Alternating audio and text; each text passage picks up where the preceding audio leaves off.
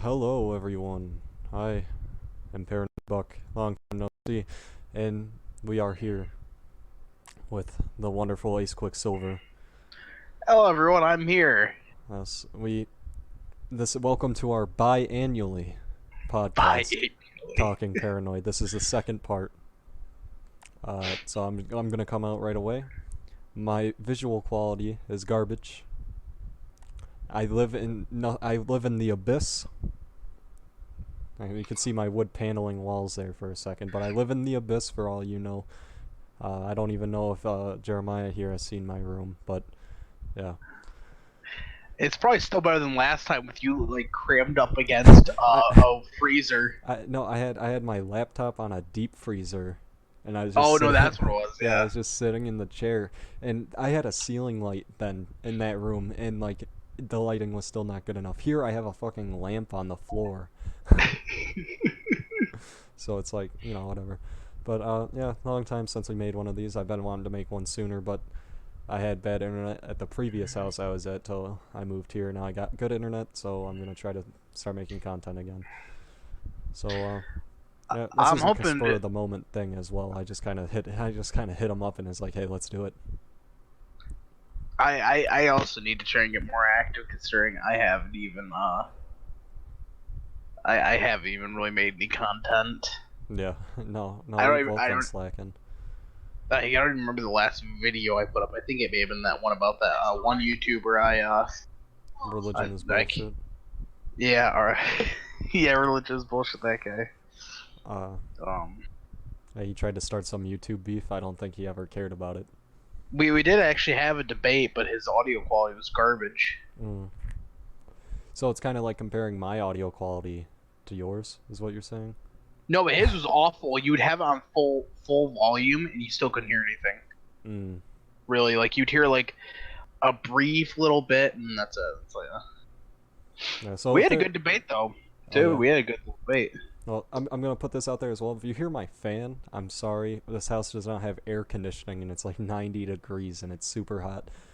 But real quick, I want to point out, yes, I've never changed since the first episode. Been wearing this shirt since then.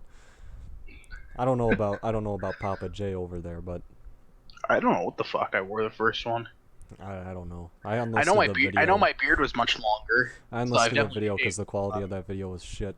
Because half the time I didn't have my flashlight on, so you couldn't even fucking see me. It's just you and a black screen. a lot. So Well, you gotta have the good looks forward.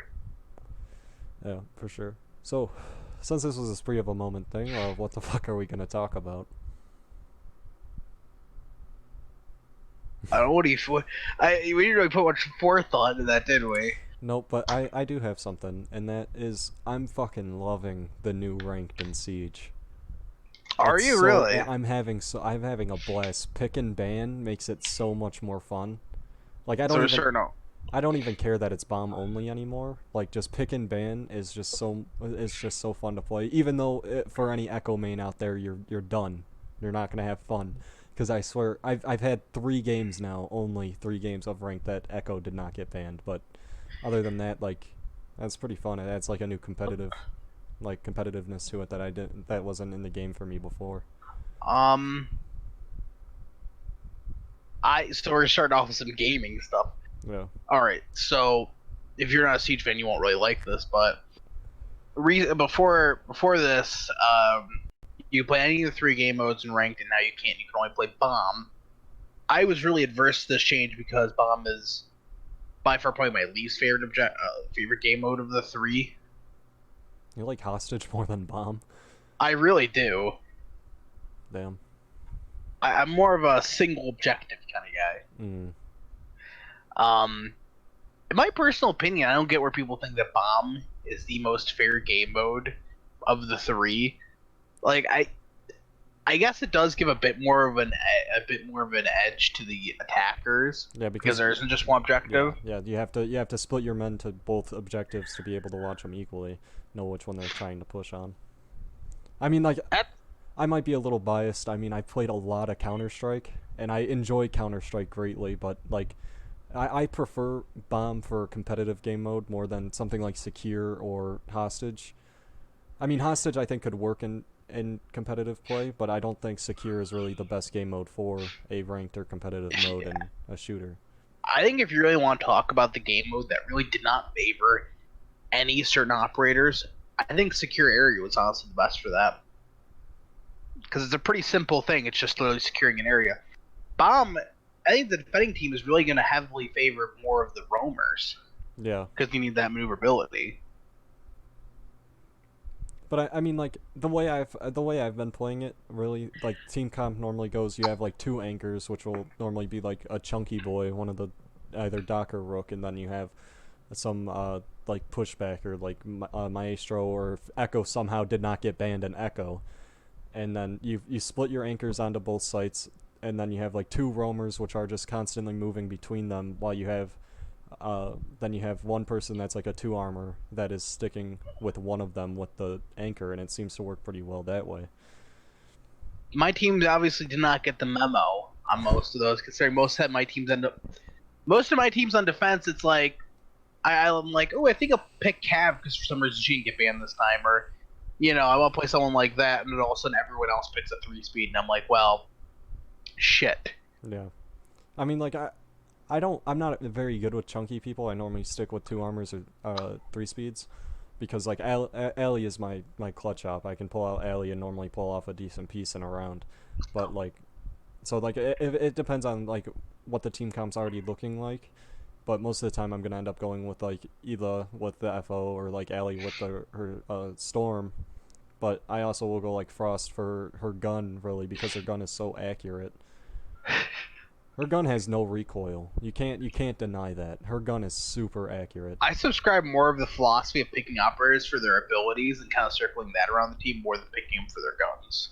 Well, that's the thing with like Alley and Ela and Frost as well, though, is that their gadgets are also really good, as well as having really powerful weapons. Because Um, Allie's Storm can hold them back so well, because it's just that fire rate and accuracy of it can just destroy them. I personally don't like the Scorpion, but I use the FO on Ela, and that can just wipe a team if you get the flank on them. And then with Frost, her, like I said, her gun's so accurate, plus her gadget can just like incapacitate anyone. I Frost I can get. Alibi I don't really like her ability. Her ability is eh. Yeah, well, it depends on how you place them, because especially for bomb, she's really good for bomb because you can really lock down one site with them. So if you're out somewhere and roaming like on another floor or something, watching for lurkers and counter roamers like a jackal or something, like if they start pushing a site, they're most likely going to panic shoot your hologram, and then okay, they're attacking like a bomb. Now I can relay this information, and now everyone will be able to prepare for that more. I don't know. I guess it sort of just depends. I have good prowess pretty much with every operator in the game. I can tell you probably how to play them, Yeah. even Well, if I'm not the best with each one. You've been playing for a while though. Like I mean, I started playing Siege like almost 2 years ago now, and like Yeah. I played like a very small bit in like the open beta of the game, back when the game was completely different. But like Yeah. then I played when you came over one day. I played on your Xbox, and I was like, this game's pretty fun. It's fun, but it's so different from what I remember. Yeah. No, thinking back, like that's back before bulletproof. The Doc still had a deployable shield back then. the That's before like the cameras were even a thing. Yeah, the Germans still had their ACOGs. No. Stop. You don't Shut want up. to talk about the Jaeger ACOG days? No, not really. But moving on from Siege, did you watch any E3? I didn't watch any personally, but I've heard some pretty good things. What is there anything that was announced that you're looking forward to? Borderlands 3, I don't know if that was at E3, but I'm really looking forward to Borderlands 3.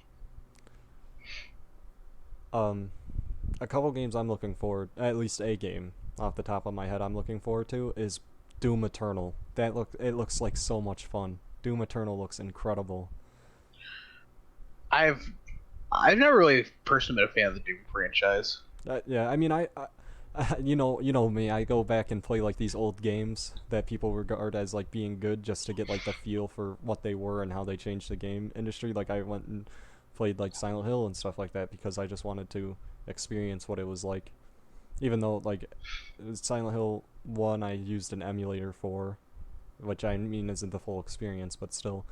Um, but like uh, so I picked up the original like Doom 1 and 2 a while ago to experience it, and it was I enjoyed even the old one, but when I got Doom 2016 and I played it, it was just such a rush. It had great music, great atmosphere. It just really made you feel like a badass. And watching this the Doom Eternal stuff, it just looks like I'm gonna love it. It looks like it'll be a lot of fun.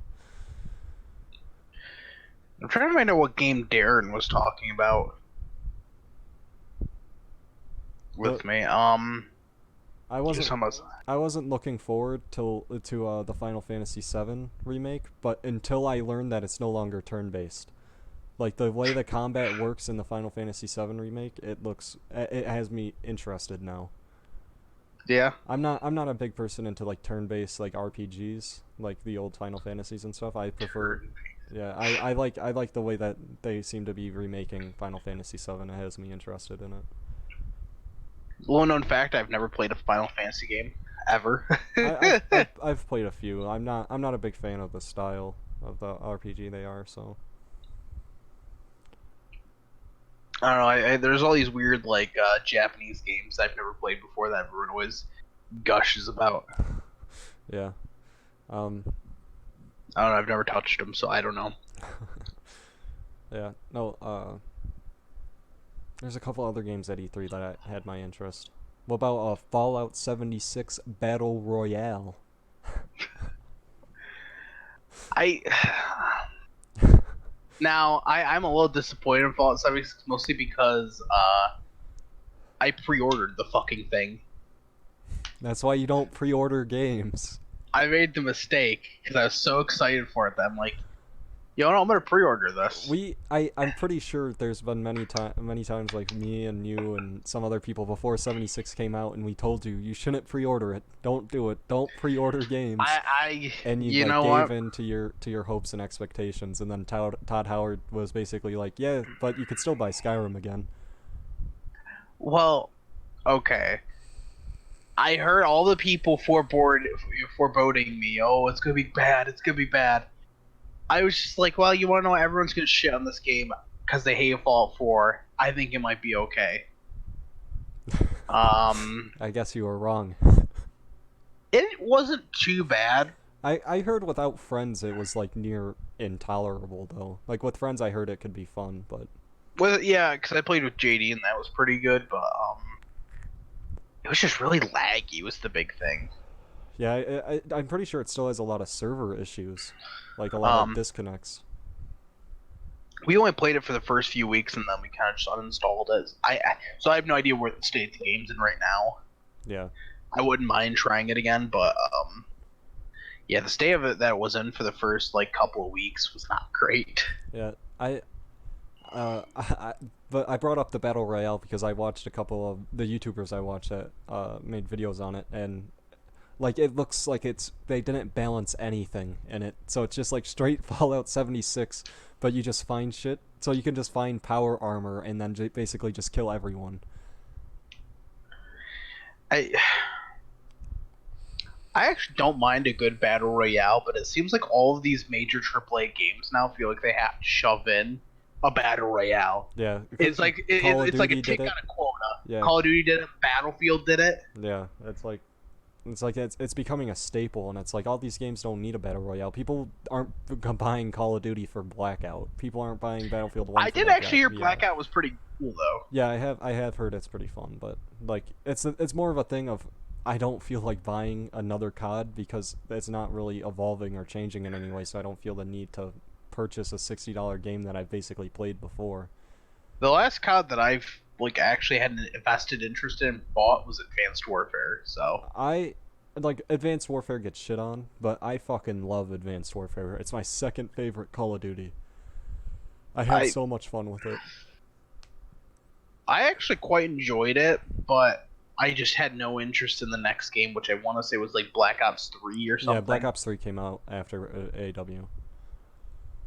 And I was just like, that looks like nothing I want. Yeah. Um, I got Black Ops 3 when Infinite Warfare came out. And even though I ended up with Infinite Warfare as well, but I more have got Infinite Warfare for zombies, because Infinite Warfare Zombies is actually probably my favorite zombies. It's pretty fun. Um, except for when you're doing the Beast from Beyond Easter egg, get to the final boss fight of it, and then your internet dies and everyone dies. And and it's like, oh, there goes 3.5 hours of work. Yeah, no. Um, no, the Call of Duty is really gone downhill. Yeah. They're making, like, the only COD I would buy if they came out with it, which there's rumors of it, is Modern Warfare 2 remastered. I'm not. Why? I love Modern Warfare 2. There's no point. I would love to play through Modern Warfare 2's campaign again and better It's visuals. this. It's basically the same thing as Skyrim. They're re-releasing a game they already made to Yeah. get you to pay $60 for it again. No, if it's $60, I'm not paying for it. I'm saying, like, if it's released for like 30, I'd pay for Modern Warfare 2 again. I guarantee you they're gonna try and because they're gonna probably try and add DLC to it and Yeah, like do some stuff. that's what I'm worried about, because what made Modern Warfare 2 so much fun is that it was very poorly balanced in multiplayer. Nothing was balanced in multiplayer, which made it super fun. So if they balance the multiplayer now, the game's not going to be as fun and it's not going to be the same. I don't know because they do balance the multiplayer out, but there are still guns that are above the others. Yeah, but I mean, like, in Modern Warfare 2, I don't know if you've ever played it or not, but like the multiplayer, it was like you could just chain your way with noob tubes in perks to constantly noob tube people just to instant rush to a nuke and end the match and win just like that. It was so unbalanced that it was fun. It, like, because like there's a point where like it's too balanced that it's too competitive and you start and it's not as fun. And then there's like the perfect balance of everything that makes it a great game. And then there's like not enough balance to the point where it's just unfair and boring. And then there's Modern Warfare 2 levels of broken, where it's so broken that it's funny and fun to play. And that's why a lot of people regard Modern Warfare 2 as like the best COD, is because the multiplayer was unbalanced but to the point where it was still really fun to play. And plus the campaign of Modern Warfare 2 is I incredible. have no doubt that if they re-release Modern Warfare 2, it's gonna be a smashing success because people, for some odd reason, will shell out tons of money for nostalgia, and I don't really get it. Well, just think about this though. How many times has Skyrim been re-released? Uh, the thing is, well, now it's just to the point of absurdity. But the first few times they did it, I kind of got it. Yeah, Like, when okay, they remade it for the new consoles, I understood that. like that makes sense to me. But now they're like trying to release it It's on the to it Switch. It's on to the Switch. I was trying to think of the Switch. I was about to say the PSVR. Wii U, but that's not what I was thinking. It's on the PSVR, which is its own $60 copy of the game. So if you already owned it on PS4, you don't get PSVR version. You got to buy it again. Todd It's Howard like just wants to get as much money as he can out of Skyrim. Essentially, it's just like, holy fuck, guys, calm down. Yeah. It's like, out of all these times you were remaking Skyrim, you could have been done with Elder Scrolls 6 by now. You want to know what? Well, can't say that because basically all they're doing is just porting it over. Well, no, because like with Special Edition, they did increase the graphics quality and the texture fidelity to it. Yeah, but how long does that really take? Well, it depends. Like, I played Special Edition like once. I almost bought Skyrim again the other day, but I was like, no, Todd Howard will not get my money for this game again. I've paid for Skyrim twice. I will admit that. This would have been my fourth time buying Skyrim. Because I bought it on PS3, I bought it on Xbox 360, and I bought it on PC. So if I bought it on the Xbox One the other day, I would have bought it for my fourth time. At least those says are somewhat justifiable because it's your new system. Yeah, but I mean, like, PC though is like, I bought the like bundle with all the DLC of the original Skyrim like a week before Special Edition launched, so I got Special Edition for free. Oh, So like, I was able to play Special Edition on PC, and I'm not gonna get into a PC versus console argument here because I know you're standing on it and you know mine. So we're just gonna drop it there. But I played it on PC, so I know what the game looks like when it's ran at the best it can look. Skyrim is just so fun though. Like that's how the other Scrolls games get you. They're just so fun to replay. Yeah, but I know you don't agree with me on this, but I've never played any Elder Scrolls other than Skyrim, but the one I want to play is Morrowind, really badly. I played Oblivion. I played the fuck out of that game before Skyrim. Hmm. I tried to replay Oblivion recently, but it just felt like such a far step backwards. Yeah, but real quick, if you want to talk about a game that's been remade and re-released so many times, it's one of my favorite games of all time. You can't get past the controls. It's Resident Evil 4. Because let's put it this way, okay? It came out on GameCube. They remastered it for the PS2, and then it came out on the PS3, the Xbox 360, and the Wii. Okay, so that's already 5 times it was released to a different platform, and then they released it on PC. Then they made Ultimate Edition, HD Edition on PC, and then they made they remade it for Xbox One and PS4. Now it's on Switch. And with the same shitty tank controls every time. Like, okay, with Resident Evil 2, there's people that are complaining that it wasn't fixed camera angles. I can't get behind that because fixed camera angles are worse than tank controls because they are just obnoxious and hard to get working through. But tank controls, if you want to play the game enough, you can get through them and adapt to them. But with Resident Evil 4, if they remade it and got rid of the tank controls, I really do think it would take away from the experience. Because one of the parts of Resident Evil 4 is the fact that you are so clunky and turning and you can't move and shoot. It makes you have to think of when you stop to shoot, when you turn to run, and when to time your reloads. I think that's just artificial difficulty, though. At that point, you're making it harder because the controls are so bad. Well, back in the day, though, like there wasn't really a better way to do the controls back then. No, I'm not saying I get it that it was a product of its time, but I'm saying they could redo it. Yeah, but Like when you get a new control scheme, you can add new elements of challenge. yeah, but the thing is, Resident Evil 4, even if I can guarantee, even if it didn't have tank controls, it would still be difficult in the same places that it is. No, regardless, I'm just saying it take from the experience and like the little bit of horror it has as a Resident Evil game. I think it would remove that basically. Well, I'm not saying they should just basically re-release the game with better graphics and change the controls. They probably should change the levels up a little bit to adjust for those new controls. Yeah, well, and change maybe some bosses around, maybe make them a little harder in certain areas. one of the reasons why Resident Evil 4 also was really innovative at its time is it was one of the first games to have a dynamic difficulty to it. So like if you're fucking shit at the game and you die over and over again at a part, certain enemies won't spawn in. Maybe like a mini boss won't spawn in if you die too many times at fighting it. Like the game will change depending on how you play. That's why professional is a pain in the ass, because professional not only increases enemy health and how rare ammo is, but it also permanently locks you at the highest dynamic difficulty. I had no real exposure to the Resident Evil franchise, really. Before 7.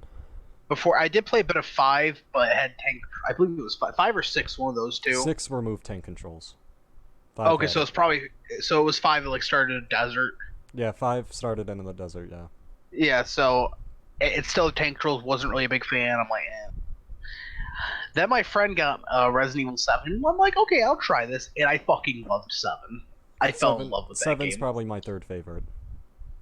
Like, I love the first-person aspect. If you want to go back to trying to do a little bit of horror, yeah, I think first person's the way to go for horror, definitely. Exactly. I 100% agree on that. The game definitely had its shortcomings, like how the whole boat area, the whole salt boat mines, area. and final boss. I think the whole like last quarter of the game after Lucas, the game just tanks and like everything. Yeah, it kind of does a little bit. I honestly think the last Jack fight should have been the end of the game. I think that would have made it a little too short. I think they should have just done something a bit different. Because that whole boat sequence just pretty much seems like it's filler, Well, I mean, yeah, almost. yeah, I agree. I think that the boat sequence was filler, and that's why I think it would have been better if it wasn't there, because that really takes away from me wanting to replay it again. Because it's like, well, I got past Jack, and now it's like, well, I gotta go do the fucking boat now.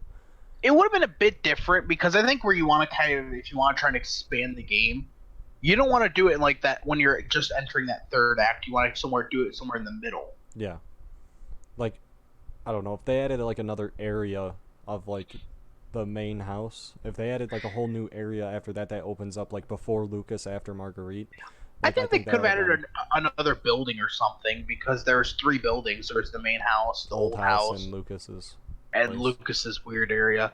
So I think they could have added another section maybe to extend that and just get rid of the boat. Yeah, because like in terms of horror, Resident Evil 7 is the best Resident Evil, flat out. Other Especially than in the beginning other when than nothing, maybe when you're like just arriving. yeah, other than maybe the only one that can rival Resident Evil 7 is Resident Evil 2, a remake. Like The that, remake, yeah, I haven't played the remake actually yet, and I really want the to remake still. is very well done. It was very good. And I played the original Resident Evil 2, and it's like I'm very happy with how they did it. And I just want them to remake Resident Evil 4 that way. Even if they change the tank controls, I wouldn't really mind, because I could play Resident Evil 4 in incredible quality, and I would fucking buy it for $60. I would probably play for like if they wanted to keep the story relatively the same. And they did change up the story in two, correct? Or did they leave it pretty much They untouched? they pretty much left it untouched. It's a little different in some places, but for the most part, it's the same.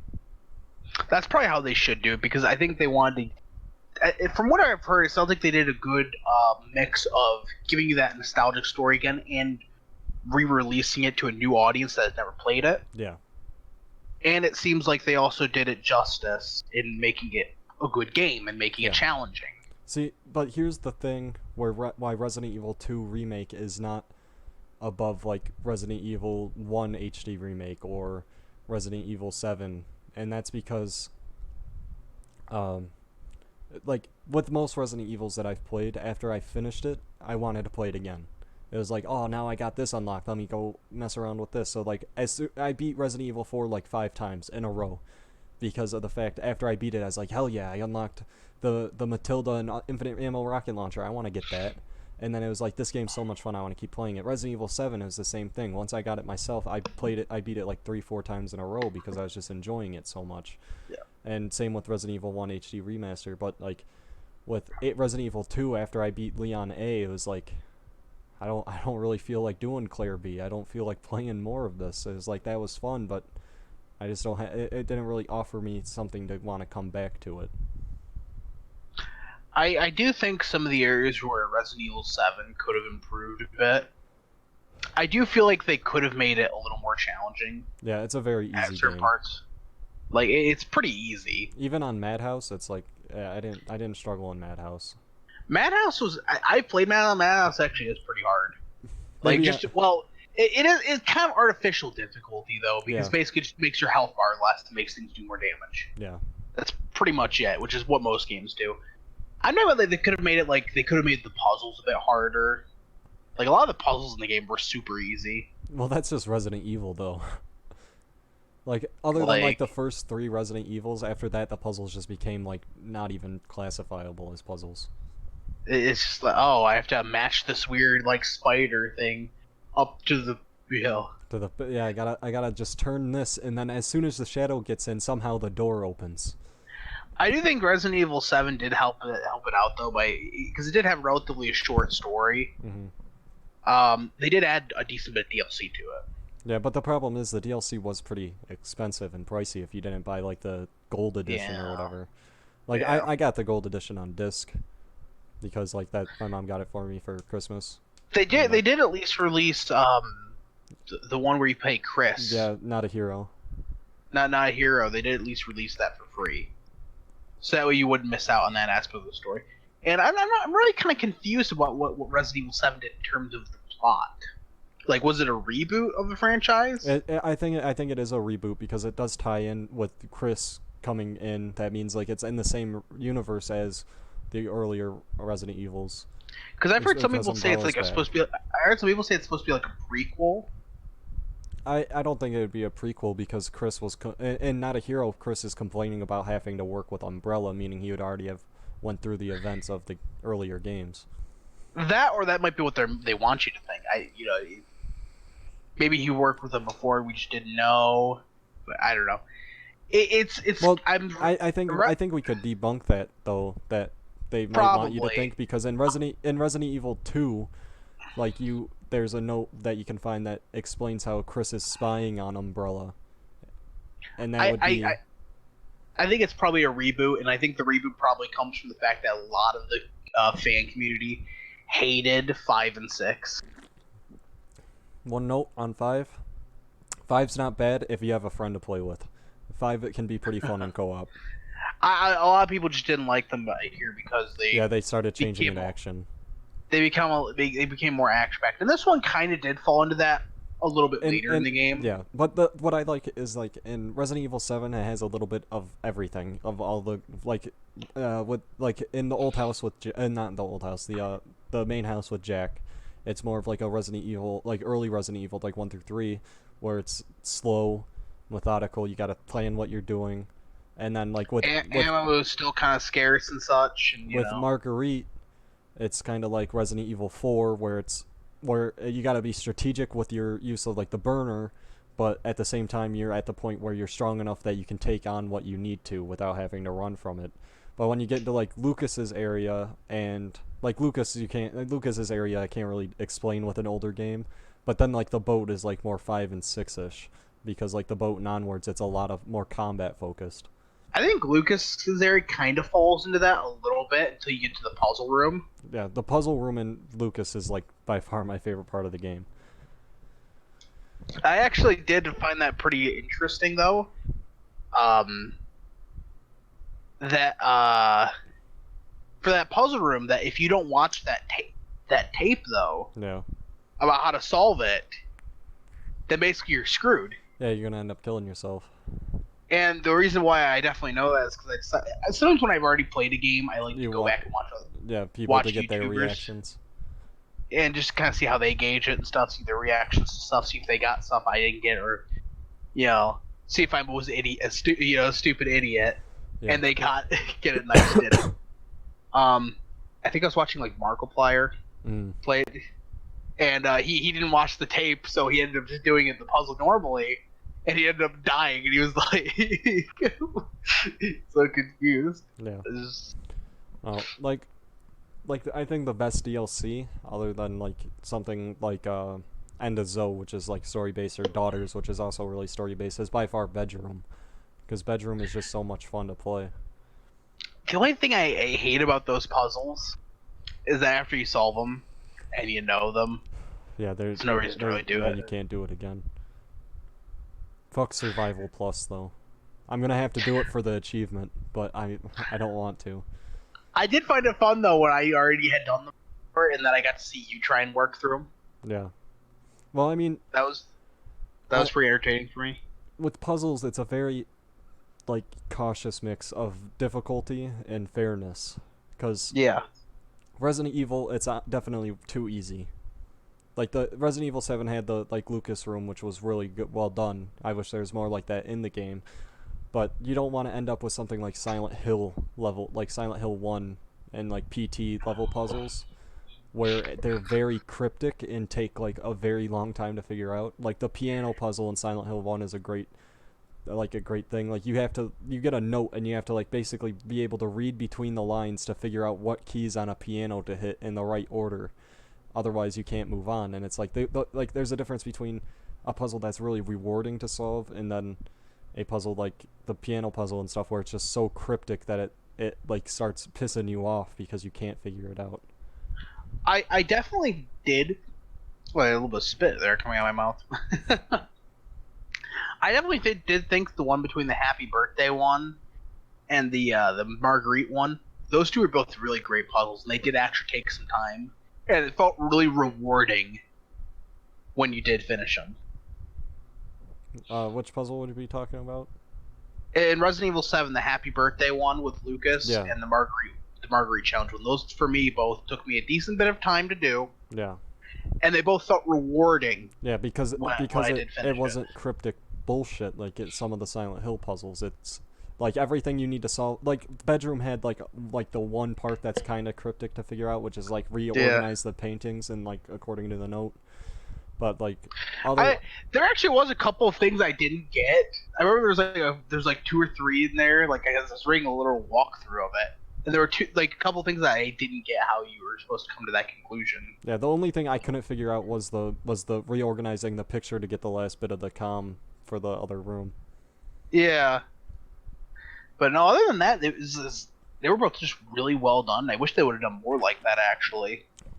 Yeah, puzzles are a very good way of not even artificially inflating time, but like it's a good way to get more time and make the experience more rewarding. And like even though the thing is having too many puzzles makes replays worse because then you already know it and it's Yes, like okay, yes. I gotta hurry up and do this now. Well, that's why I did definitely like the Marguerite one as well because it was really just a side thing. The DLC, you didn't have to do it unless you Yeah, wanted to do yeah, it. The Heavy Birthday one you did have to do, but it's very easy if you already know what to do. yeah. You just gotta. But the first time I did it, I think it took me like 35 minutes. I don't think it took me that long. It took me like a good 20, I think. But I was giving you some hints though too, so. no. I mean, puzzle games are like one of my favorite genres as well. Like Portal is like my one of my all-time favorite games. Did you see that was the free game of the month at Xbox? Yeah, I did. I assume you already downloaded it. No, I told Darian to, and he missed it. So it's like, oh well. I have it on PC. I can replay it anytime I want. I've already played through that game like 20, 30 times. I'm If good. they do end up releasing Portal 2, I'll have to play that with you. Oh, dude, I'd fucking play Portal 2 with you. Portal 2 though, it takes a like Portal up here and storytelling and charm. Portal 2 is Mm-hmm. like down here.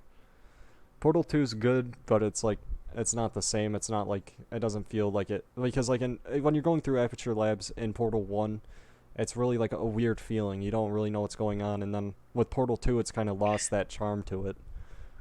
I know, didn't you rank like Portal as being one of your favorite games of all time? Yeah, it's up there. If not number 1, it's in my top 3. Wow, that's really high The praise. first time I played Portal 1, it was incredible, an incredible experience. I love Portal 1. Even now replaying it, I still have a blast. Even though I know what to do, it's just reliving the story again. It's so nice.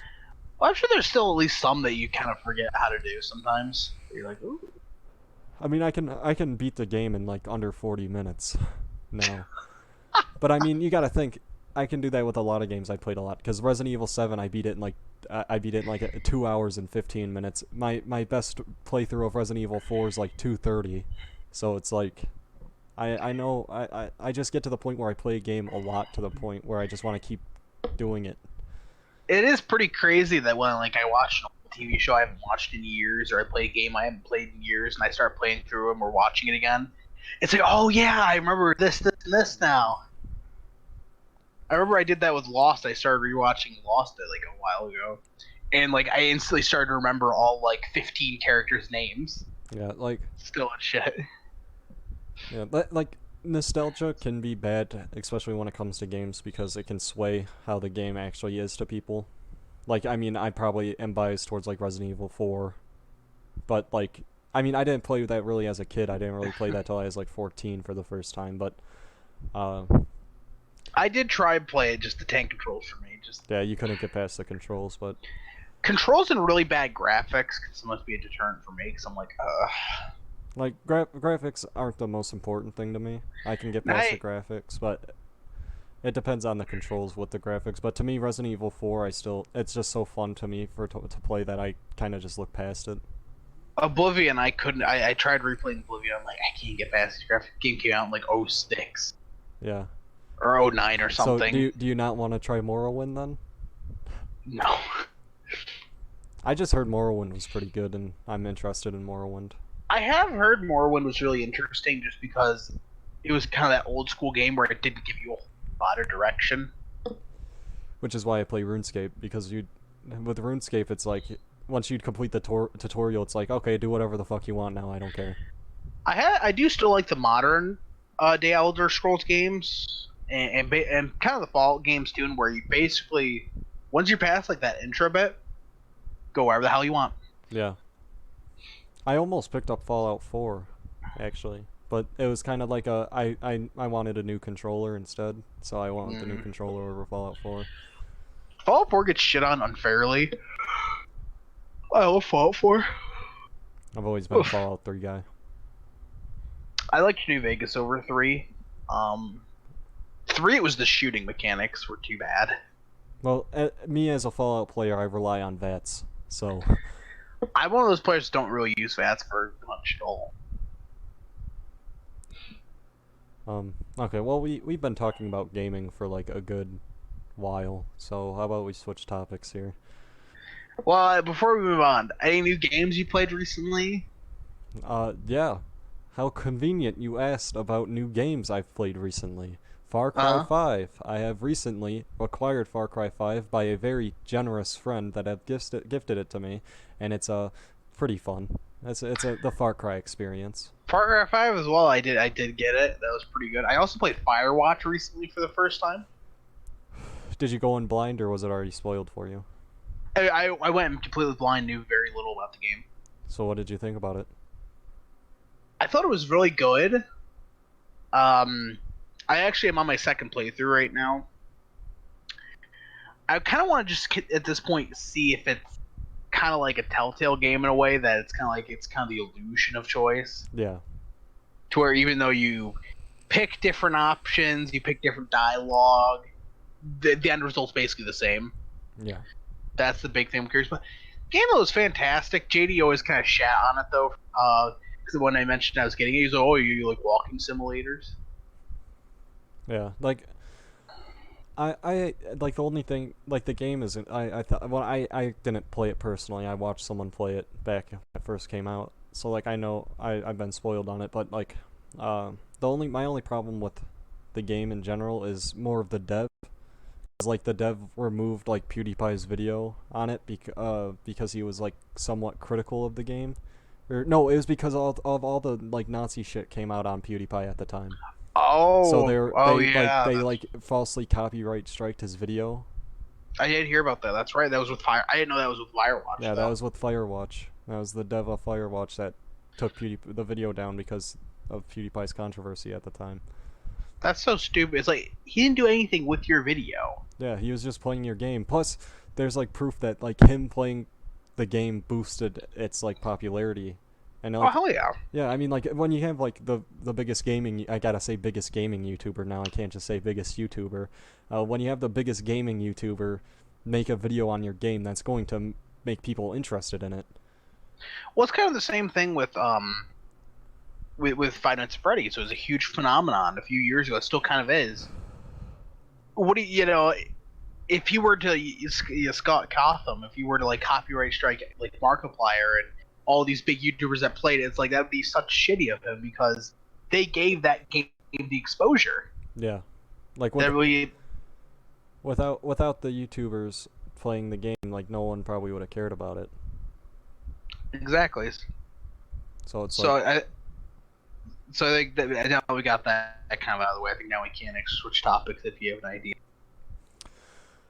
uh what about the good old Gold 2? How's the world of politics going through your eyes? Um, Not bad right now. I'm mostly just kind of curious to see how things are going to lead up to 2020 with the election and everything. Yeah, I'm gonna be able to vote. I don't know. The state you live in might try and increase the age to 21. Yeah, because it's so bad. You gotta be 21. But it's I was fine. about to st- I was about to say the state name, but I'm like, I probably shouldn't do that. I think I already mentioned it earlier. Oh, Yeah, Virginia fucked the governor. He's a fucking prick. It's fine because I don't live in Turkey, so the difference between me and someone that lives in Turkey, if I criticize the Turkey government and live there, I'd probably have just got like snatched out of my window and executed. But I can criticize the government here, which I will do because the governor of Virginia is a total fucking prick. I don't know why they're trying to raise the tobacco age in your state. Like they're doing it in a lot of states, but like the thing is like they say it's to keep vaping out of high school, but all that it's going to do is increase the chain. Instead of like the seniors that are 18 buying it for underage kids, now it's going to be the seniors that are 18 are going to buy it off their friends that are over 21 and then sell it higher price to the kids below them. It's not going to change anything. No. Like if people are going to want them bad enough. Plus, it's like if you do even changing the age, most places don't even card. Like when I was living up there with you guys, I when I was under, I mean I'm technically still under, for a couple more weeks, but like, I would go into I'd go into a vape shop and I'd be like, hey, can I get that? And they'll be like, yeah, and then I'd just pay them and walk out. Never got carded. I could buy my own shit. No one cared. So it's like changing the age isn't gonna do anything when half the people that run the shops don't really care about age to begin with. Because No. it's kind of like they'll sell to you, just keep your mouth shut.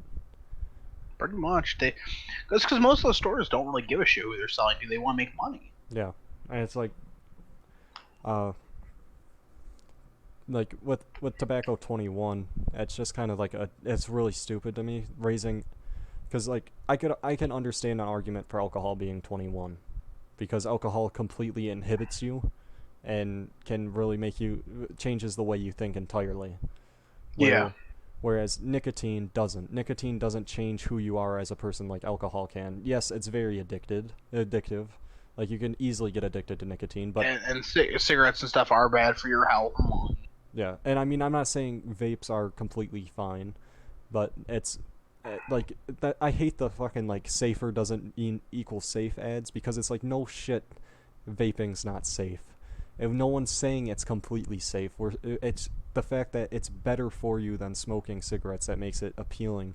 Something they were talking about though in Michigan for a while was trying to ban all of the fruity vape flavors because it was making it appeal more to kids. Yeah. Well, that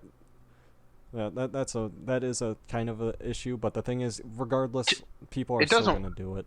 For me it doesn't wash because there was a whole generation before that were addicted to cigarettes and they didn't give a shit. It tasted like fucking shit. Yeah, and cigarettes taste like ass, and it's like just having even shittier tasting cigarettes isn't gonna get people to stop.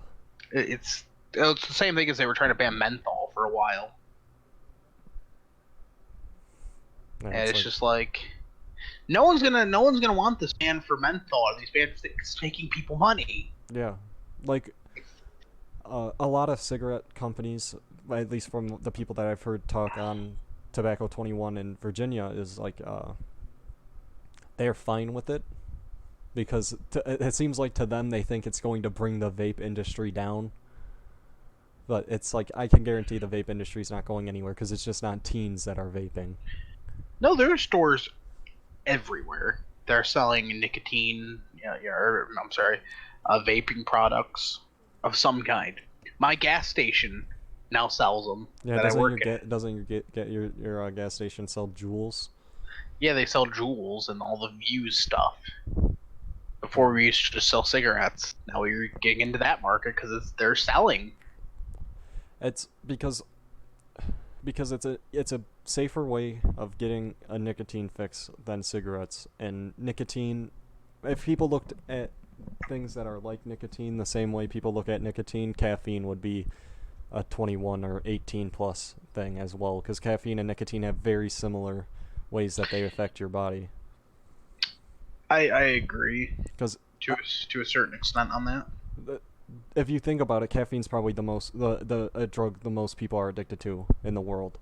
Like you got to think, like, how many people every day will start their day by drinking coffee or getting Yeah. a pop? It's because, and if you don't get that caffeine, you get caffeine withdrawals. You start getting horrible headaches because your body's like, I need this caffeine. So it's like, it's the same way with nicotine. You go without a couple days without like you go a day without nicotine or a few hours or whatever, and then it's like, oh, I could really go for some, because it's your body starts depending on it. Like, but that's with any substance, with anything that can cause your emotions to change. You can become addicted to it. Yeah. And that's why weed is addictive. You can get addicted to weed because it changes the way your body acts, meaning you can be addicted to it. Gaming, you can get addicted to gaming because it releases dopamine. Dopamine Well, is the center of all addiction. oh, okay.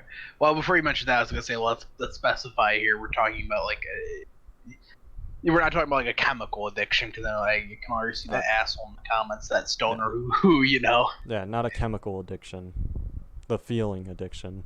It's not like heroin, Yeah, because where like you get chemically addicted to this, and if you don't have it, you physically die. yeah, it's no, it's your body starts craving the feeling.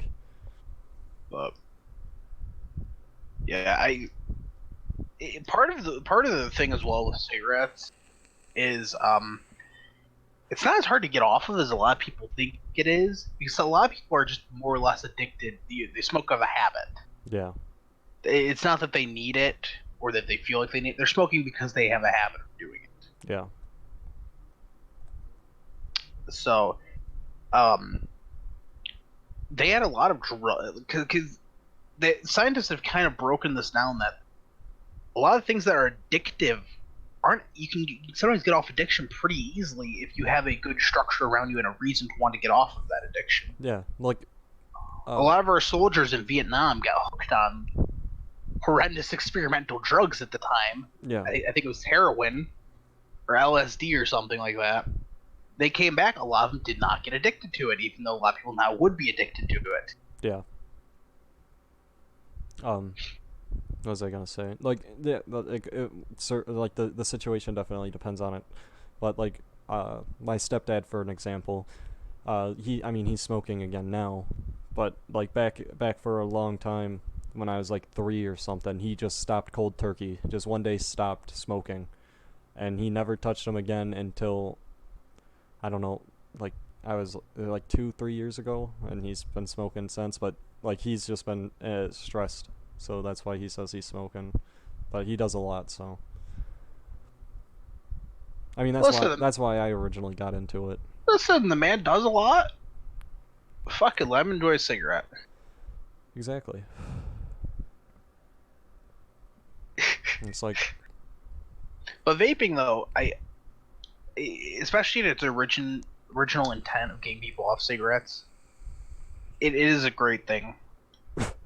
yeah, My grandma was addicted to cigarettes for many years.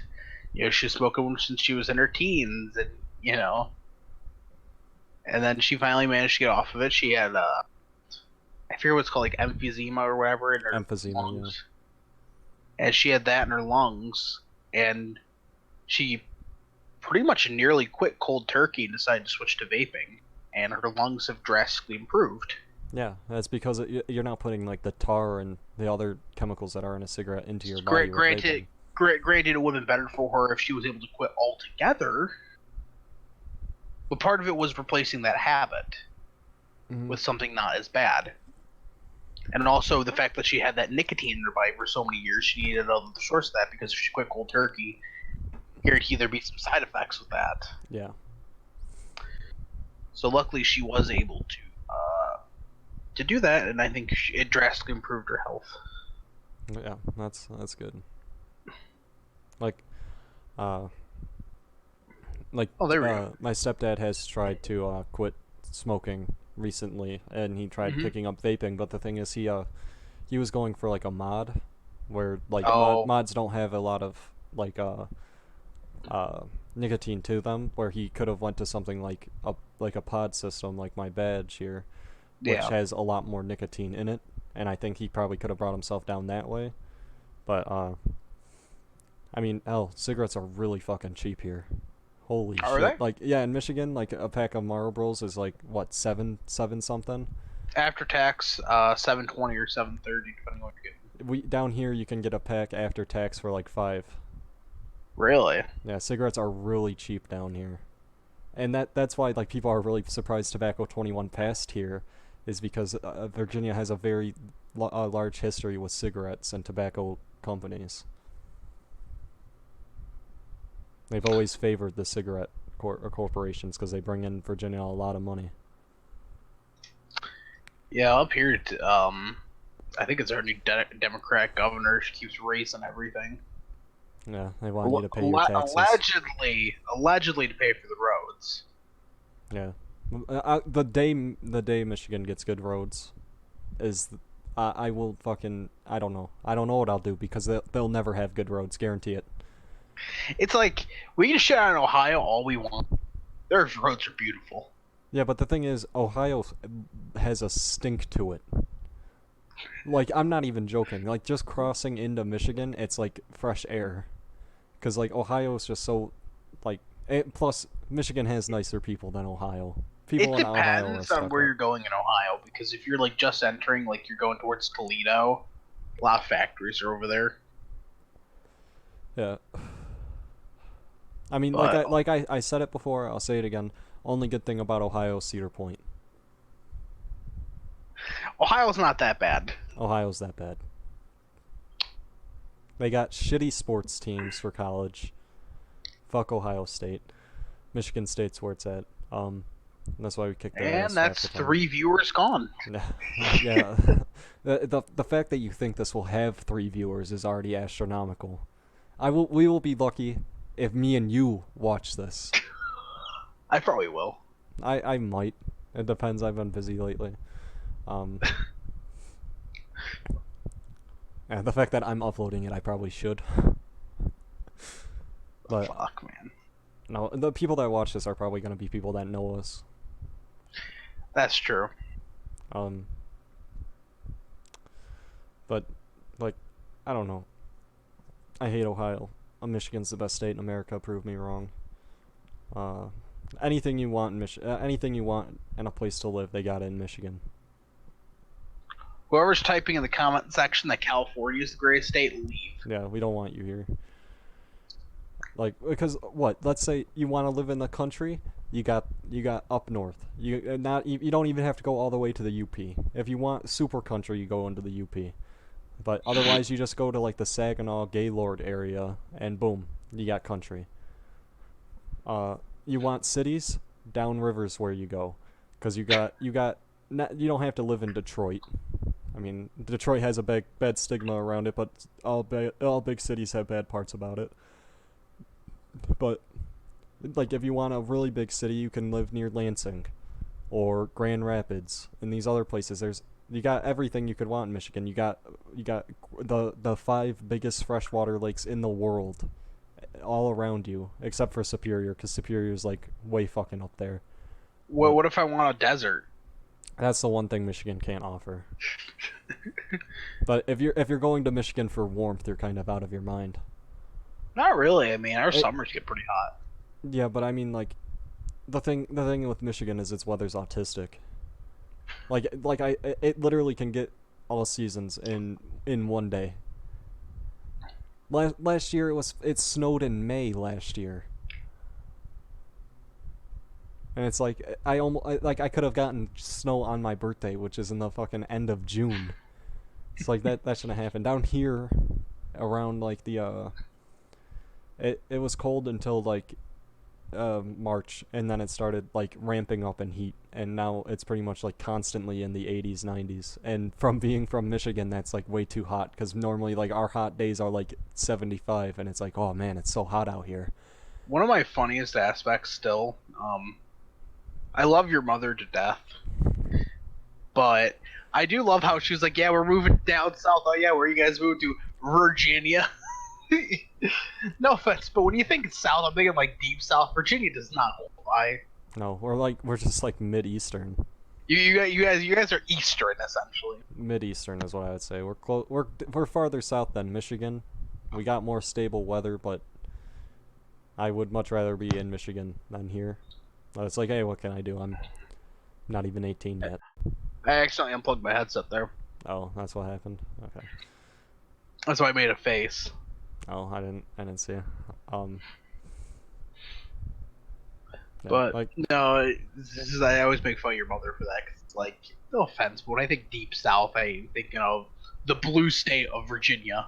yeah, no, like, I mean, like, it's Virginia's kind of cool. I mean, the mountains in my front and backyard are all right, but it's like I miss Michigan because like I mean I grew up there, so it's like, but uh, Well, maybe Virginia. we'll hit it.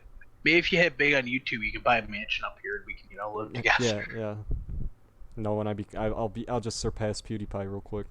Oh yeah, they surpassed the new top subscribe Yeah, channel, past T series. past T series. Um, no. What was I gonna say? Oh man, this fucking headset's killing my left ear. Is it Yeah, 'cause it has like no padding. the But things they'll do for the entertainment for the masses? the things I'll do just for this mic quality, like compared to like my Xbox headset, it's like this is way cheaper than this headset, and the mic is way fucking better. Like comparison, this is like a $65 headset, and this was like 30, and it's like this thing still works. I've thrown it across the room multiple times in my Counter-Strike days, and the mic still sounds incredible, and I paid barely anything for it compared to that. That's just how it be. Yeah, because like fucking my friends would have like desktop mics, like they'd have like a Yeti or something, and it's like or like a Snowball, and it's like they have like these super expensive mics, and then my mic still ends up sounding better, and it's like you should have got like the $30 headset with the fucking incredible mic. What brand even is This it? is this is Turtle Beach. Oh, They're PLAs. Turtle Beach are like the only people I go through for my headsets. Like even my Xbox headset's a Turtle Beach. yeah. I think this is. I forget what this You got like is. a HyperX, I think. HyperX. That's what it was. Yeah, that's what my headset is. Yeah. So back to what I almost got for my birthday, because I got like the new controller. I got Majora's Mask on my 3DS. But like I was debating. I almost got a new mouse for my keyboard, or for my keyboard. I got a new mouse for my keyboard because like I have like a Logitech Prodigy, but like I need like a more MMO-esque mouse. You know, the ones that have like 20,000 buttons on them. Yeah, there you go. But like the I for my side prefer like Corsair, because Corsair is my preferred like a computer equipment brand. Uh, but like at the store they didn't have like any like MMO Corsair mouses that were reasonably priced. I'm curious how many minutes we are into this. A lot. I don't care. Yeah, I'm having a good how time. many times have you checked to make sure you're still recording? I'm just curious. Once. Once. I'm proud of you. Yes, once. Only one time. No, I don't mind going this long. I have nothing better going on. Yeah. Like it's always 1:18 in the morning and I'm wide awake. Like if I didn't hit you up to do this podcast, I would probably be playing on my 3DS right now, just watching YouTube. So Just no, but I am happy I'm back. Maybe we could do a collab on my channel next. yeah, I'd be down. Where we maybe could do an updated talk on abortion again. No, maybe that'd be good. Because there's been decent bit that's been happening in America Yeah. recently. We'll save that for that video. Yeah, of course. What was I gonna say? Fuck. Can't remember what I was gonna talk about.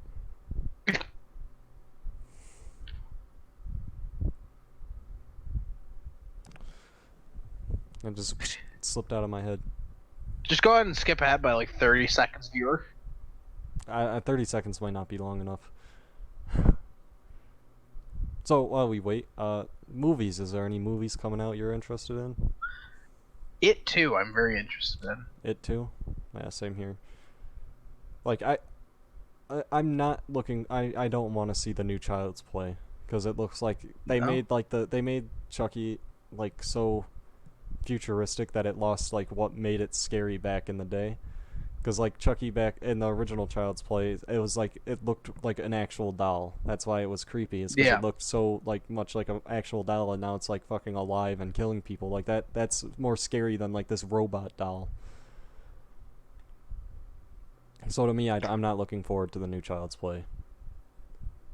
I'm not really a horror movie guy, so I haven't even really seen the original Child's Play.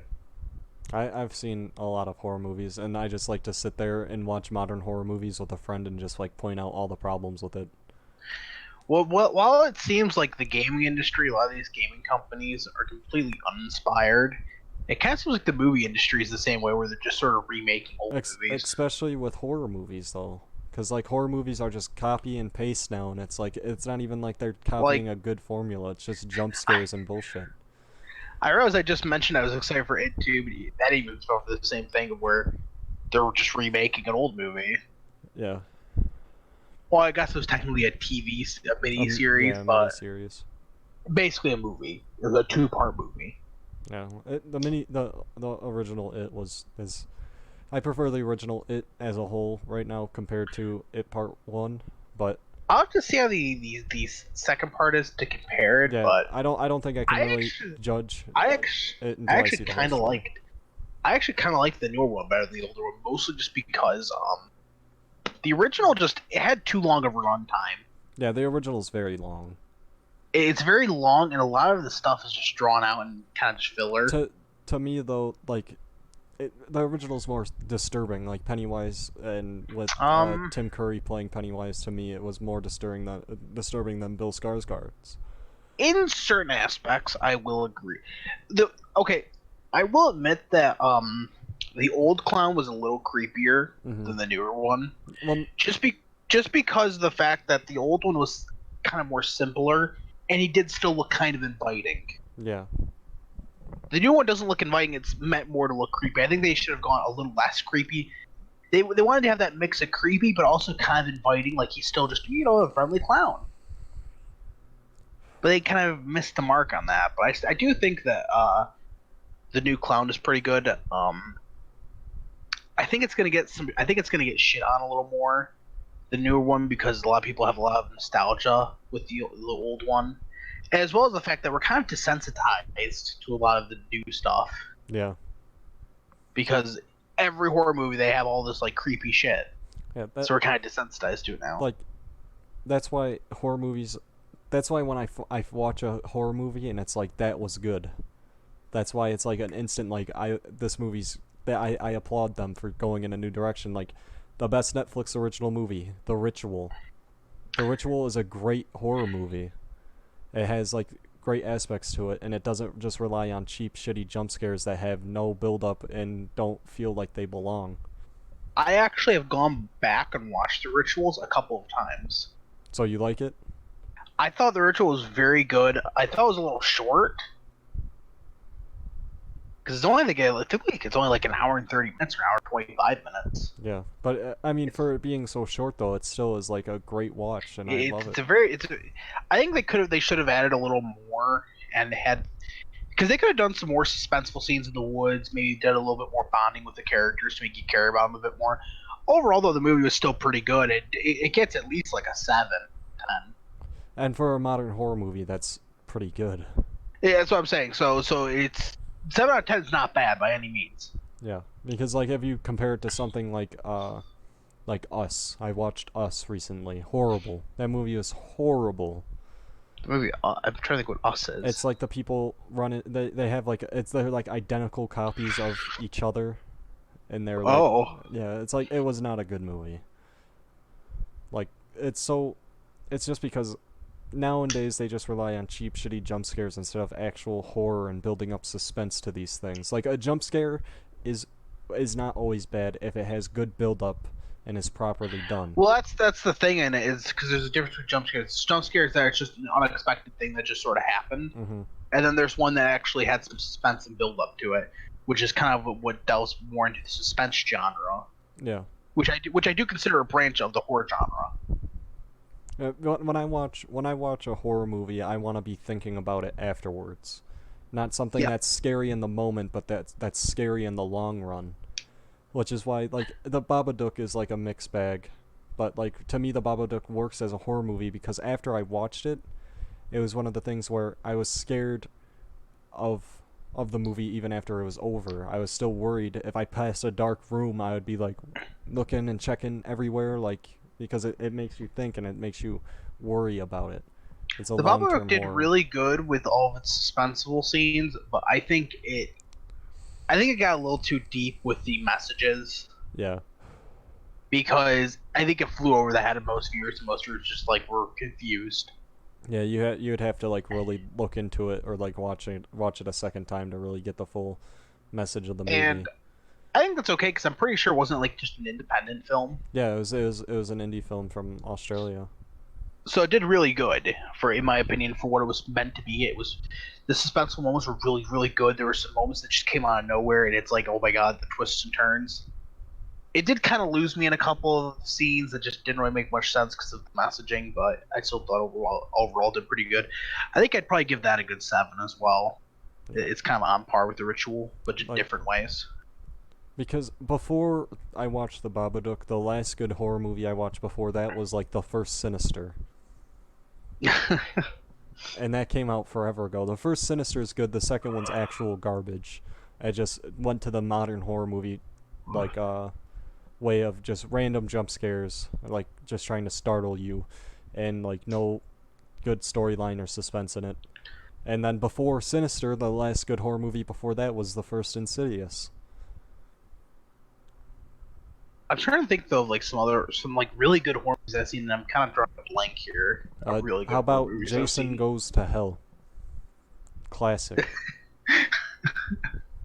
Well, what about Jason versus Freddy Krueger Freddy vs. Jason? or Freddy versus Jason, whatever Freddy way vs. it is? Jason isn't a good horror movie, but it is a fun movie. It's a movie I would watch again because it's just a fun watch. I'm sorry, but Freddy is so much better than But Jason. I enjoy Nightmare on Elm Street over Friday the 13th. The reason why I would say that because if you're watching a slasher film, it really is about the villain. Yeah. Those movies are about the villain. Yeah. They're not about the heroes. They're about the villain. Yeah, no And one cares about fucking whatever Nancy. Nancy or whatever or any of these other people from fucking uh Halloween.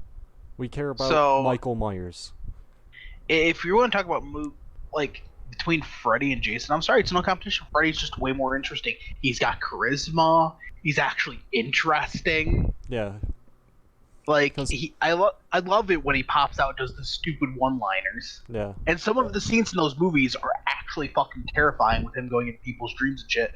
Yeah, because like I feel like Jason was more of like a try-in at a cash grab because Halloween came out before it and it was kind of like, "Oh, Halloween's popular, we could try to do that." So it's like they make their own slasher and it fails in comparison to Michael Myers because Michael Myers was just done so well as a slashing villain. Even I though actually are you about to say you've never seen a Halloween movie? I've never seen a Halloween movie. Stay away from the Rob Zombie ones and stay away from the new one. I Watch. heard the new one did pretty good. I watched it. It was not good. I heard it wasn't obviously as good as the like It original, but I heard it was okay. it got woke. Oh dear. But In terms, like okay, what? my favorite Halloween, and this might be a bit controversial, is Halloween 2. Not first. I Halloween 2 is incredible. I have heard. I think it was either was it? It might have been Halloween 2 or 3 that didn't have Michael Myers in it. 3. It was 3. Okay, so I'm thinking of the wrong one. Yeah, Curse of the Witch. Halloween 3. I heard a lot of people shit on Halloween 3 because it didn't have Michael Myers in it. Halloween 3 to me, it's not that I don't like it, but it's just it's not a it's boring is what it is. It's like so super slow and when you're thinking of Halloween, it's like this high tense like situations of watching these people like run from Michael Myers while he just slowly comes at them where in Halloween 3 it's like based around these masks that will kill you and it's like I heard that the reason why they did 3 without Michael Myers is because that was the original concept. Is that it wasn't really supposed to be about Michael Myers. It was supposed to be about different a different villain each time. Yeah. Is kind of what they envisioned. But then a lot of people were disappointed because they expected Michael Myers in the third one, Yeah, and then because they didn't get him. he became the staple. When you think of Halloween, you think of Michael Myers. Yeah, so I have heard three gets unfairly shit on though. I haven't watched any of the Michael or Halloweens. I'm sorry. I would recommend at least the first two, three if you're curious. No more past that, because 4, 5, and 6 just Yeah. they kind of just go fucking ape shit. Especially in 5 and 6, there's like a fucking cult and some shit that like it like brought Michael Myers back to life or some shit. I don't even know. And then there's H2O and Resurrection. Don't watch those either. Those are also garbage. That's kind of what most of those movies are. They get worse as they go. Yeah. They kind of go further and further from the original concept, and at that point, they are definitely more for the villain. Yeah. It's kind of Like, it's kind of like Saw. Like when Saw started, the Saw talk starting. when Saw started, it was like Saw 1 very low budget. No one knew the directors or anything, but it had an interesting concept to it, and it wasn't so much about the traps, but it was the characters and wanting to figure out what's going on. And then Saw 2 came out, which is my favorite one, and it started it started putting more brutal puzzle like traps in it. But as you go like from 2 to 3, 3 to 4, it becomes less about like the puzzle and the mystery behind the characters to gore. So by the time Okay, you get to Saw 6 and 7, it's just all gore. a movie you might really like that I saw recently was The Escape Room.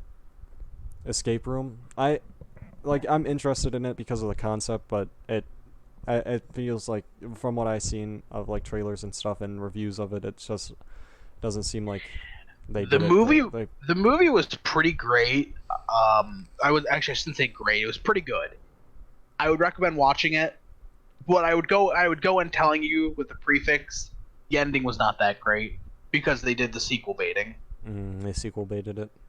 So that's the only thing that I would tell you. So go in with that expectation that it's a good movie, but they do sequel bait at the end, and it kind of ruins that a little bit. Yeah, because like, not to keep going back to Saw. I know I love the Saw No, movies and stuff, but Saw, the story of Saw, it's all over the place. But I love it because it gets to the point where it's so fucking crazy that it's funny and enjoyable. Because like you start in Saw 1, you got Lawrence Gordon and Adam whatever the fuck his last name was, and they're chained in a bathroom. And Lawrence Gordon, the legendary scene, he cuts off his own leg to get out. Adam's left there to rot. So it's like, and so that's the story. That's all we know, really. Then we find out the guy in the middle of the room the whole time was Jigsaw. Saw 2, it's like there's a cop and his son is involved in a trap, and he's negotiating with Jigsaw trying to get his son out of there. And then at the end, like you find out Jigsaw said his son was in a safe place, and that the cop just needed to trust him and wait. And yet he couldn't wait, so he ended up going to the place the trap was being held and gets captured, when his son was in a literal safe place because he was in the safe in the room they were in when they were with Jigsaw. And it's like the story is just so good in the beginning, and then it just spirals out of control that it becomes interesting. See, I think the reason why you'd like Escape Room is because I think it did get a little bit of inspiration from Saw, Yeah. into where you're kind of introduced to all the characters. And as the thing goes on, you get revealed each one's backstory a bit more.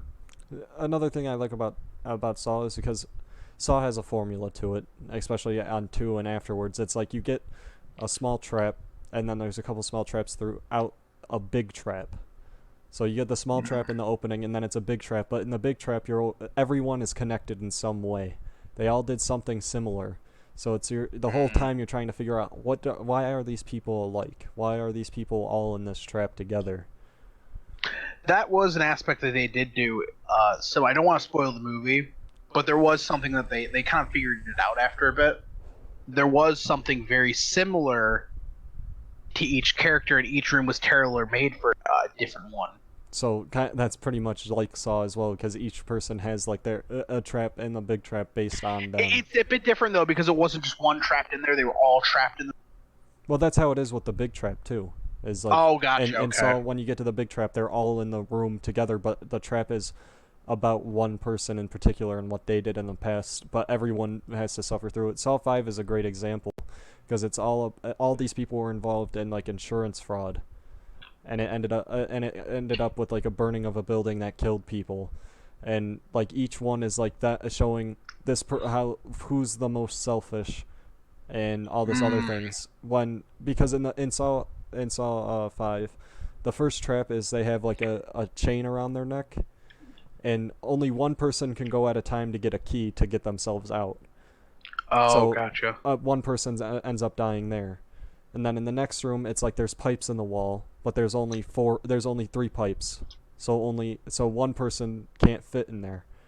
So it's like they end up another guy dies there. Then they get to the next room and it's like a water thing. They have to connect these electrical nodes into the water.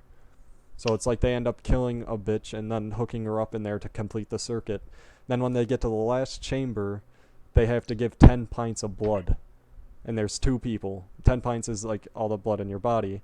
So Yeah. then they realize in the first room the keys were identical, meaning only one person had to get a key and they could have kept passing it down. In the second room, the tubes were way big enough to hold more than one person each. In a third room, if they had all 5 people, everyone could just get a little shock and open the door. And then they would only have to give 2 pints of blood each.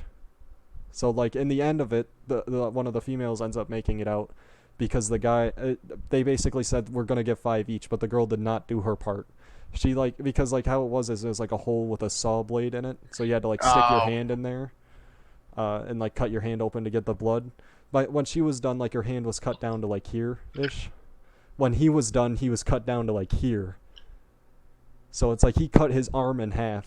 So he ends up dying, and you don't know if she makes it out alive or not, or if she bleeds out. So, but like Saw, I Gosh, I'm don't. spoiling this fucking movie. You have no interest in Saw. I know. I'm just I messing with. tried to get you to watch it once, but you just aren't into like gore. So, I'm not into gore now. but like originally that's why the later Saw movies kind of fall off, is because they start using gore for what gore shouldn't be used for, which is just shock value. Because in the second movie they used it more towards to the plot, and same with the first one. But it's like as it goes on, it's just that the gore's just there to be there. Well, it's kind of the same thing with the kind of like other slasher movie. It becomes more about how many kills can we rack up in one movie? Yeah. Which I actually did look. Apparently, Freddy Krueger racked up the least out of all the other major. Well, I mean, he kind of has a disadvantage. Yeah, the fact that you can only get them in their fucking dreams. Meanwhile, you have Jason, who I guess is just fucking invincible. Yeah, because not only can he only kill in people's dreams, but if people just forget about him, he dies.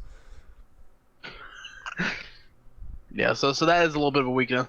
Jason is just like they book him. It's like the fucking juggernaut. Nothing can kill this man. Yeah, exactly.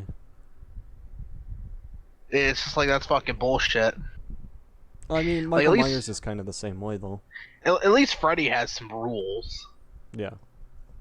That's all I'm saying. I'm trying to think. That's like the big 4 right there, isn't it? It's Freddy, Michael Myers, Jason. Hold on. That's 3. Yeah. I was gonna say. Who'd be the 4th one there? Chucky, I guess, would qualify for slasher. Chucky, I suppose. I mean, a lot of people have watched Child's Play. Child's Play 2 is the best one. Okay. I did continuing on. see some scenes from Child's Play. I was really young and it freaked me the fuck out. Well, I mean, I started watching horror movies when I was a little bab, so I was never really scared of too many of them growing up. I don't know. Horror games, on the other hand, those get to me. I get very scared by horror games. I don't really like horror movies a whole lot. I don't handle them well. I can handle movies easily. Like if me and you watch a shitty, like when we watched Jason Goes to Hell, it was like every 5 seconds I'd be like, that's so fucking stupid. No, we were just laughing at the whole time. That wasn't even really a horror movie. Well, yeah, horror and slasher are 2 different genres, but still. Basically slashers kind of like a genre inside of horror. Yeah, but slashers It's a subgenre. Slashers aren't really more focused on the horror as they are kill. Yeah, so Okay. No, no. Black Mirror is pretty good though. Season 4 is coming out I heard a soon. lot of people. I heard the new season everyone's shitting on it because it only had like a few episodes. Did it already come out? I guess I saw some people shitting on it. Let me go I don't know check if it's on this. like, I don't know if it's on Hulu or not yet, It's a Netflix original. or Netflix or whatever. I did hear people shitting on it though because of how short it was. I think there's only like 3 or 4 episodes. Yeah, But Black Mirror, it's kind of like a quality over quantity thing. If it's like even if it's 3 episodes, if they're really good, I'm fine with it. there were some pretty good episodes. At least the ones you showed me. We only watched like 6. Yeah, Um, I showed you the best ones. you showed me the really good ones. And they were all really interesting. I thought they were really dark in certain aspects, which I guess was kind of the intent, wasn't it? Yeah. So yeah, season 5 has 3 episodes that came out. So striking vipers, smithereens, and Rachel, Jack, and Ashley too. They're all about an hour and 10 minutes ish. Oh, that's pretty long actually for them. Yeah. I don't know why people are bitching about that, then. I would recommend something for you actually is Bandersnatch, the Black Mirror movie on Netflix. Oh yeah, It's interactive, so you can make choices in it. really? Yeah, it's really good too. It's not like the illusion of choice either. Like How do you there's make different endings. choices? Like you'll have like your controller or whatever, and it'll pop up at the bottom of the screen. So like the first choice you're introduced with Really? is it's like, your dad the dad's like, do you want this cereal or this one? And you can pick it, and it's just like getting you used to picking choices. Then you can like pick the music on your way to the place, and it's like you can make choices throughout it. Really? Yeah, This is on Netflix. yeah, Bandersnatch. You blow my mind right now. What? Yeah, Bandersnatch, dude. It's incredible. The Black Mirror interactive movie. I have to see this now. I don't have Netflix though anymore. Fuck. It's not the only interactive thing as well.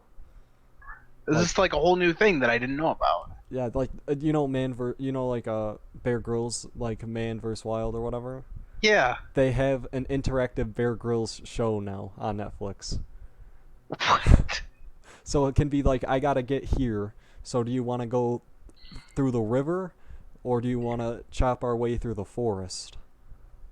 And like you can make the choices and see how well you do to get through these situations. But just like how I just pulled up this whole fucking gallon of tea I got. Yeah, I'm drinking a drink for the boys back up in Michigan. Oh, Faygo. Some of the best flavor as well. Some rock and rye.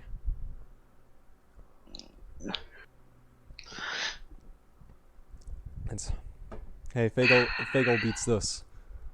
But Coke? I mean, I prefer Coke over Pepsi, but that's just me. JD would kill me probably if he heard that. I really disappointed JD because he came over. I only had Pepsi in my fridge, but it was cherry vanilla. Cherry vanilla Pepsi? Yeah. What is it with you and like weird flavors of pop? I like trying out different flavors, you basic bitch. Coke from McDonald's still beats pretty much any pop. Wait, is that a Minecraft thing? Minecraft story modes on Netflix? What? Yeah, take control of an adventure set in the Minecraft universe. The future of the world is at stake, and your decisions shape the story, so choose wisely. Minecraft story mode is on Netflix. Is this some new genre I didn't hear about where they're having interactive shit now? Yeah. Like Is it like a section on Netflix I can go to? Yeah, You vs Wild is the Bear Grylls like thing. I'm moving over. And there's 8 episodes. Me and Kaylee watched them all together. Like, you've blown my fucking mind with this. Being recommended a bunch of anime. Netflix anime too. Netflix does have a really good original anime. It's called Kikigiri. It's really good. It's a gambling anime, but it's done really well. Yeah, they added a new season I gotta watch. Because I watched like the first season like in a day. Gosh, we're going long for these folks. But it's been, you know, What time is it? it's 1:45. We've been going for like a little over an hour, I guess. Isn't Silence of the Lambs good? Silence of the Lambs good? Oh, I love Silence of the Lambs. Never watched it. It's more of a suspense movie than a horror movie, but I definitely would rate that movie a 9 or a 10. Is that your favorite movie of all time? It's one of them. I'm not even gonna get into my favorite movie of all time because you already know what it is. It's A Clockwork Orange. Hell yeah, brother. Clockwork Orange, directed by Stanley Kubrick. There's someone typing in the comments right now. The book is better than the movie. The book is better than the movie. The book was it's a really weird read, but it adds a lot to the story that you wouldn't get from just watching the movie. Joke's on you. The book is never better than the movie. Fuck off. The book's almost always better than the movie. Except for, like, the one exception I heard about it is, like, Fight Club. Because, like, Fight Club is, like, a movie that you really gotta... It's, like, better as a movie than in a book. But the author who wrote Fight Club, I love his books. Chuck Palahniuk.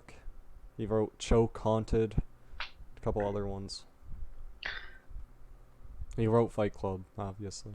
Are there any other shows you've been watching recently? No, I've just been watching a lot of YouTube, really.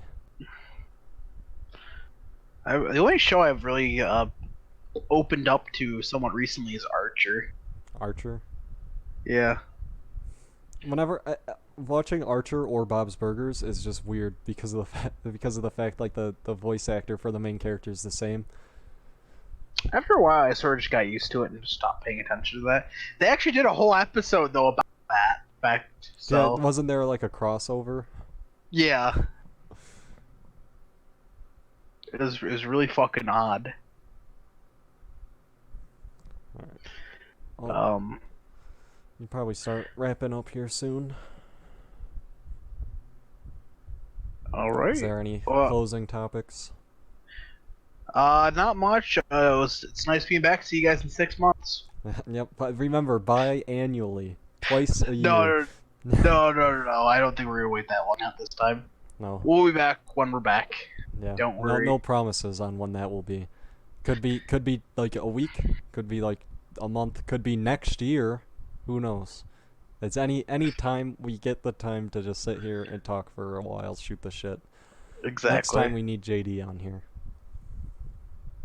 He's gonna ruin the whole feng shui. How is he gonna ruin the feng shui? His bony ass is gonna ruin it. It'd just be interesting to get his perspective on some of the topics we talk about. He could be our first special guest. Special guest. Yeah, JD. We tried to make an episode with him, but like the audio wouldn't work before. I remember that before I moved. Oh, is that what it was? Yeah. Because I found like the test recordings of it. At least that's what we told him, so that way we couldn't get him in.